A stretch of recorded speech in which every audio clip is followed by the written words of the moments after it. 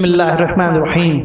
ہم کو ابو الایمان حکم بن نافع نے حدیث بیان کی، انہیں اس حدیث کی شعیب نے خبر دی، انہوں نے زہری سے یہ حدیث سنی، انہیں عبداللہ بن عبید اللہ بن عتبہ بن مسعود نے خبر دی کہ عبداللہ بن عباس سے ابو سفیان حرب نے یہ واقعہ بیان کیا کہ ہرقل شاہ روم نے ان کے پاس قریش قبیلے قافلے میں ایک آدمی بلانے کو بھیجا، اور اس وقت یہ لوگ تجارت کے لیے ملک شام گئے ہوئے تھے، اور یہ وہ زمانہ تھا جب رسول اللہ صلی اللہ علیہ وسلم نے قریش اور ابو سفیان سے ایک وقتی عہد کیا ہوا تھا۔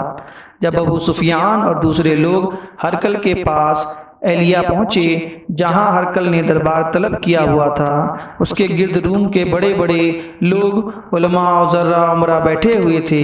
ہرقل نے ان کو اپنی اور ترجمان کو بلوایا، پھر ان سے پوچھا کہ تم میں سے کون شخص مدعی رسالت کا زیادہ قریبی عزیز ہے؟ ابو سفیان کہتے ہیں کہ میں بول اٹھا کہ میں اس کا سب سے زیادہ قریبی رشتہ دار ہوں۔ ہرقل نے حکم دیا کہ اس کو میرے قریب لا کر بیٹھاؤ اور اس کے ساتھیوں کو اس کی پیٹھ کے پیچھے بیٹھا دو۔ پھر اپنے ترجمان سے کہا کہ ان لوگوں سے کہہ دو کہ میں ابو سفیان سے اس شخص سے یعنی محمد صلی اللہ علیہ وسلم کے حالات پوچھتا ہوں، اگر یہ مجھ سے کسی بات پر جھوٹ بول دے تم اس کا جھوٹ ظاہر کر دینا۔ ابو سفیان کا قول ہے کہ خدا کی قسم اگر مجھے یہ غیرت نہ آتی کہ یہ لوگ مجھ کو جھٹلائیں گے تو میں آپ صلی اللہ علیہ وسلم کی نسبت ضرور غلط ہوئی سے کام لیتا۔ خیر، پہلی بات جو ہرقل نے مجھ سے پوچھی وہ یہ کہ اس شخص کا خاندان تم لوگوں میں کیسا ہے؟ میں نے کہا وہ تو بڑے اونچے عالی نسب والے ہیں۔ کہنے لگا اس سے پہلے بھی کسی نے تم لوگوں میں ایسی بات کہی تھی؟ میں نے کہا نہیں۔ کہنے لگا اچھا اس کے بڑوں میں کوئی بادشاہ ہوا ہے؟ میں نے کہا نہیں۔ پھر اس نے کہا بڑے لوگوں نے اس کی پیروی اختیار کی ہے یا کمزوروں نے؟ میں نے کہا نہیں، کمزوروں نے۔ پھر کہنے لگا اس کے تابعدار روز بڑھتے جاتے ہیں یا کوئی ساتھی پھر بھی جاتا ہے؟ میں نے کہا نہیں۔ کہنے لگا کہ کیا آپ نے اسے دعوی نبوت سے پہلے کبھی کسی بات پر جھوٹ بولا ہے؟ میں نے کہا نہیں، اور اب ہماری اس سے صلح کی ایک مقرر مدت ٹھہری ہوئی ہے، معلوم نہیں وہ اس میں کیا کرنے والا ہے۔ ابو سفیان کہتے ہیں میں اس بات کے سوا کوئی جھوٹ اس گفتگو میں شامل نہ کر سکا۔ ہرقل نے کہا کیا تمہاری اس سے کبھی لڑائی بھی ہوئی ہے؟ ہم نے کہا کہ ہاں۔ بولا پھر تمہاری اور اس کی جنگ کا کیا حال ہوا؟ میں نے کہا لڑائی ڈول کی طرح ہے، کبھی وہ ہم سے میدان جنگ جیت لیتے ہیں اور کبھی ہم ان سے جیت لیتے ہیں۔ ہرقل نے پوچھا وہ تمہیں کس بات کا حکم دیتا ہے؟ میں نے کہا وہ کہتا ہے کہ صرف ایک اللہ ہی کی عبادت کرو، اس کا کسی کو شریک نہ بناؤ، اور اپنے باپ دادا کی باتیں چھوڑ دو، اور ہمیں نماز پڑھنے، سچ بولنے، پرہیزگاری اور صلہ رحمی کا حکم دیتا ہے۔ یہ سب سن کر پھر ہرقل نے اپنے ترجمان سے کہا کہ ابو سفیان سے کہہ دے کہ میں نے تم سے اس کا نسب پوچھا، تم نے کہا کہ وہ ہم میں عالی نسب سے ہے، اور پیغمبر اپنی قوم میں عالی نسب میں ہی بھیجے جایا کرتے ہیں۔ ہم نے تم سے پوچھا کہ دعوی نبوت کی یہ بات تمہارے اندر سب سے پہلے کسی اور نے بھی کہی تھی؟ تم نے جواب دیا کہ نہیں۔ تب میں نے اپنے دل میں کہا کہ اگر یہ بات اس سے پہلے کسی نے کہی ہوتی تو میں سمجھتا کہ اس شخص نے بھی اسی بات کی تقلید کی ہے جو پہلے کہی جا چکی ہے۔ میں نے تم سے پوچھا کہ اس کے بڑوں میں کوئی بادشاہ بھی گزرا ہے؟ تم نے کہا کہ نہیں۔ تو میں نے دل میں کہا کہ اگر ان کے بزرگوں میں سے کوئی بادشاہ ہوا ہوتا تو کہہ دوں گا کہ وہ شخص اس بہانہ سے اپنے آبا و اجداد کی بادشاہت اور ان کا ملک دوبارہ حاصل کرنا چاہتا ہے۔ اور میں نے تم سے پوچھا کہ اس بات کو کہنے یعنی پیغمبری کا دعویٰ کرنے سے پہلے تم نے کبھی اس کو درگوئی کا الزام لگایا ہے؟ تم نے کہا کہ نہیں۔ یہ تو میں نے سمجھ لیا کہ جو شخص آدمیوں کے ساتھ درگوئی سے بچے وہ اللہ کے بارے میں کیسے جھوٹی بات کہہ سکتا ہے۔ اور میں نے تم سے پوچھا کہ بڑے لوگ اس کے پیروکار ہوتے ہیں یا کمزور آدمی؟ تم نے کہا کہ کمزوروں نے اس کی اتباع کی ہے۔ دراصل یہی لوگ پیغمبروں کے متبعین ہوتے ہیں۔ اور میں نے تم سے پوچھا کہ اس کے ساتھی بڑھ رہے ہیں یا کم ہو رہے ہیں؟ تم نے کہا کہ وہ بڑھ رہے ہیں، اور ایمان کی کیفیت یہی ہوتی ہے حتیٰ کہ وہ کامل ہو جاتا ہے۔ اور میں نے تم سے پوچھا کہ آیا کوئی شخص اس کے دین سے ناخوش ہو کر مرتد بھی ہو جاتا ہے؟ تم نے کہا نہیں۔ تو ایمان کی خاصیت بھی یہی ہوتی ہے، جن کے دلوں میں اس کی مسرت رچ بس جاتی ہے وہ اس سے لوٹا نہیں کرتے۔ اور میں نے تم سے پوچھا کہ آیا وہ کبھی عہد شکنی کرتے ہیں؟ تم نے کہا نہیں، پیغمبروں کا یہی حال ہوتا ہے، وہ عہد کی خلاف ورزی نہیں کرتے۔ اور میں نے تم سے کہا کہ وہ تم سے کس چیز کے لیے کہتے ہیں؟ تم نے کہا کہ وہ ہمیں حکم دیتے ہیں کہ اللہ کی عبادت کرو، اس کے ساتھ کسی کو شریک نہ ٹھہراؤ، اور تمہیں بتوں کی پرستش سے روکتے ہیں، سچ بولنے اور پرہیزگاری کا حکم دیتے ہیں۔ لہٰذا اگر یہ باتیں جو تم کہہ رہے ہو سچ ہے تو ان قریب وہ اس جگہ کا مالک ہو جائے گا جہاں میرے یہ دونوں پاؤں ہیں۔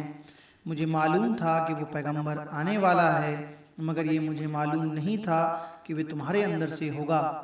اگر میں جانتا کہ اس تک پہنچ سکوں گا تو اس سے ملنے کے لیے ہر تکلیف گوارا کرتا۔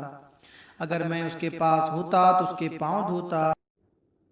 کل نے رسول اللہ صلی اللہ علیہ وسلم کا وہ خط منگوایا جو آپ نے وحیہ قلبی رضی اللہ تعالیٰ عنہ کے ذریعے حاکم بشریٰ کے پاس بھیجا تھا، اور اس نے وہ ہرقل کے پاس بھیج دیا۔ پھر اس کو پڑھا تو اس میں لکھا تھا، اللہ کے نام کے ساتھ جو نہایت مہربان اور رحم والا ہے۔ اللہ کے بندے اور اس کے پیغمبر محمد صلی اللہ علیہ وسلم کی طرف سے یہ خط شاہ روم کے لیے، اس شخص پر سلام ہو جو ہدایت کی پیروی کرے۔ اس کے بعد میں آپ کے سامنے دعوت اسلام پیش کرتا ہوں۔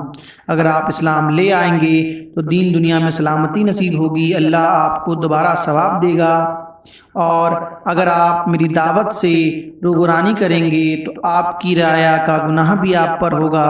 اور اے اہل کتاب، ایک ایسی بات پر آ جاؤ جو ہمارے اور تمہارے درمیان یکساں ہے، وہ یہ ہے کہ ہم اللہ کے سوا کسی کی عبادت نہ کریں اور کسی کو اس کا شریک نہ ٹھہرائیں، اور نہ ہم میں سے کوئی کسی کا خدا کے سوا اپنا رب بنائے۔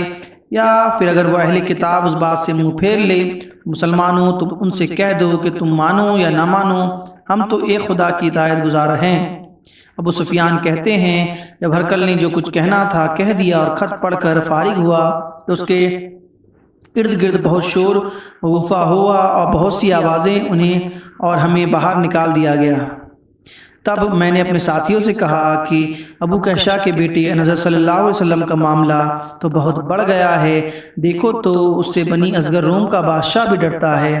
مجھے اس وقت اس بات کا یقین ہو گیا کہ حضور صلی اللہ علیہ وسلم ان قریب غالب ہو کر رہیں گے، حتیٰ کہ اللہ نے مجھے مسلمان کر دیا۔ ابھی کا بیان ہے کہ ابن ناطور ایلیا کا حاکم ہرقل کا مشاہب اور شام کے نصارہ کا لارڈ پادری بیان کرتا تھا کہ ہرقل جب ایلیا آیا ایک دن صبح کو پریشان اٹھا تو اس کے درباریوں نے دریافت کیا کہ آج ہم آپ کی حالت بدلی ہوئی پاتے ہیں، کیا وجہ ہے؟